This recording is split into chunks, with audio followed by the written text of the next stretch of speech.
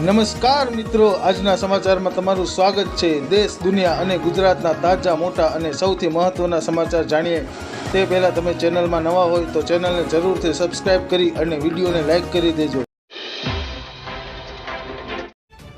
નમસ્કાર મિત્રો, આગળના સમાચારની વાત કરીએ તો સુરતી હીરાઓના વેપાર પર એક પછી એક સંકટોના વાદળો ઘેરાઈ રહ્યા છે।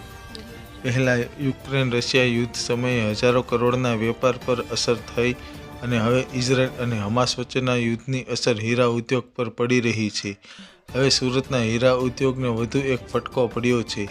અમેરિકામાં રશિયાના ડાયમંડ પ્રોડક્ટ પર પ્રતિબંધ મૂકવામાં આવતા સુરતના ડાયમંડ ઉદ્યોગને નુકસાન થવાનો અંદાજ છે। 1 માર્ચથી અમેરિકામાં રશિયાના ડાયમંડ પ્રોડક્ટ પર પ્રતિબંધ મુકાશે, જેથી સુરતના હીરા ઉદ્યોગને 35% નુકસાન થવાનો અંદાજ છે।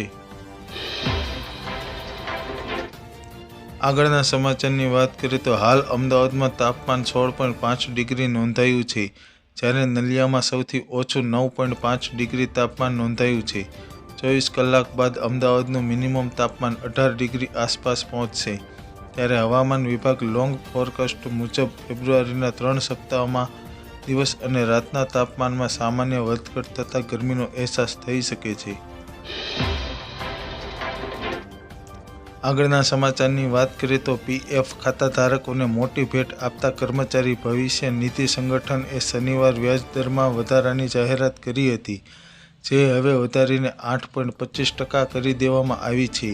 ચૂંટણીના નવા વર્ષમાં પીએફ પર વ્યાજમાં વધારો થયા બાદ હવે મોંઘવારી ભથ્થામાં ટૂંક સમયમાં વધારો થવાની આશા છે।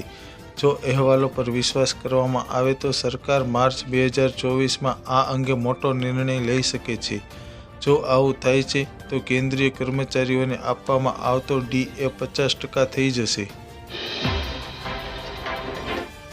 આગળ મહત્વના સમાચારની વાત કરીએ તો ભારતના યુનિફાઈડ પેમેન્ટ ઇન્ટરફેસ એટલે કે યુપીઆઈ વૈશ્વિક બની રહ્યું છે અને ઘણા દેશોએ તેને અપનાવવામાં રસ દાખવ્યો છે।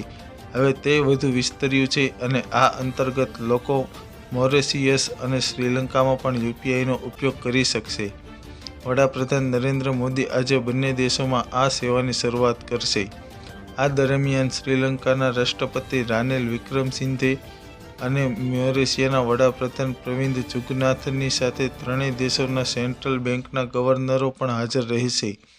શ્રીલંકા અને મોરેશિયનમાં યુપીઆઈ સેવાઓ શરૂ થયા બાદ બંને દેશોના લોકો પોતપોતાના સ્થળોએ તેનો ઉપયોગ કરી શકશે।